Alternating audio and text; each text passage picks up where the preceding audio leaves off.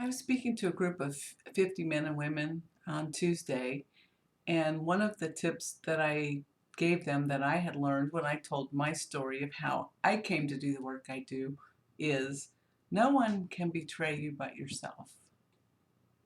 I got a lot of questions around that because people can believe that someone else has betrayed him. He betrayed me. I did not cheat on him. He cheated on me.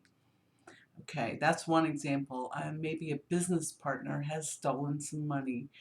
Maybe a good friend has lied or told something in a secret that you didn't want them to share. There's all kinds of ways people can betray you, but really we only betray ourselves. And that was a painful discovery for me, but yet it was a very healing discovery because if I'm the only one that can betray myself, then I get my power back, right? Right. So the day that I heard this, I've probably heard it many times, but the day that I actually heard it, I was at Miraval in Tucson listening to Carolyn May speak, and I went back to my room and I wrote that down on the top of a piece of paper. And I said, how have I betrayed myself? How have I let my authentic self down? And for me, it's like in being of service to another. There are so many ways. I could talk for hours on how I found out from just looking back how I betrayed myself. I betrayed myself at work. I betrayed myself in dating before I was married. I betrayed myself in choosing vacation spots. I betrayed myself when I avoided anger. I betrayed myself when I was in job reviews for work that I really didn't like. I betrayed myself for working jobs I didn't like. But we can sit here and think of just a simple situation. I'm going to ask you, where have you not spoken up when you really wanted to? Think of a time, go to that place and time, and then check in with yourself. What's the real reason you didn't speak up?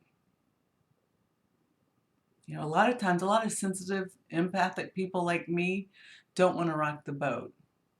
So it's easier for us to just go with the flow and sacrifice ourselves for peace and for people liking us. Okay, where have you done something that you really didn't particularly want to do? And it doesn't have to be a big thing.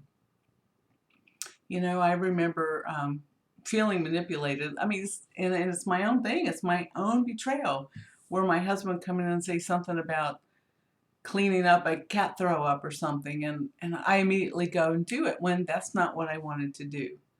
And I'll get to it eventually. The cats throw up. They do. And I'm sorry you don't like to clean it up, but I don't have to clean it up when you do. And I speak up now. It was 3 years ago. My husband had lost his job, and I was really just getting my coaching business going. And we lived in a really nice home, and all of a sudden it started requiring maintenance, I guess you'd say. I mean, we had to replace a heating unit, and that's pretty expensive. We had two slab leaks in our foundation that our insurance, I think it was a $5,000 deductible on each one, and I think it was about $25,000 in the year my husband didn't have a job. And so we were going through our savings really quickly, and he looked at me and said, if you just go back to corporate for a year or two, we can weather the storm and stay in this house. And this really put the test to me because I thought about it and I tried it on. I have to try things on to see if it's right for me. And I got excited about it for a few minutes, and then I said, wait, wait, wait. I've been there, I've done that. I got out of corporate on purpose so that I could do my work. And I went up to him, and I've never done this because I know how much he loved that house. And I said,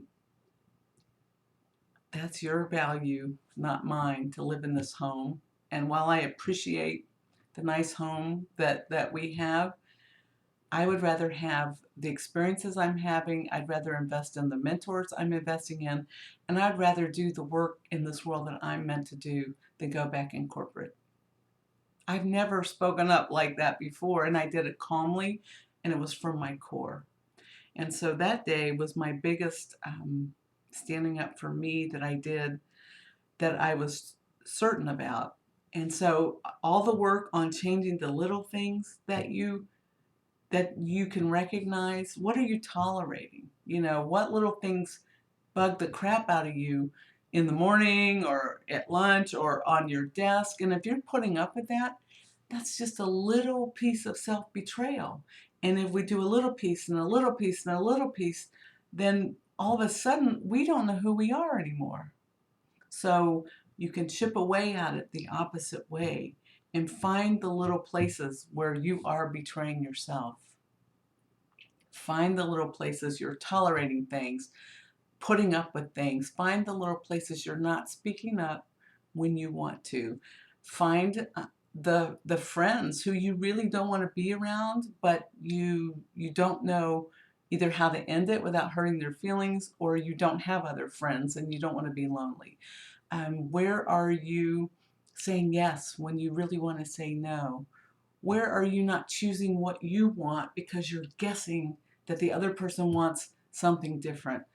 If you can chip away at those things, you'll find this beautiful, magnificent being deep inside, probably standing there cheering for you because he or she deep inside really wants to come out and do the work that they're meant to do. I hope this has been helpful, and I will see you on Monday with another question, another tip. Till then, have a wonderful weekend. Bye-bye.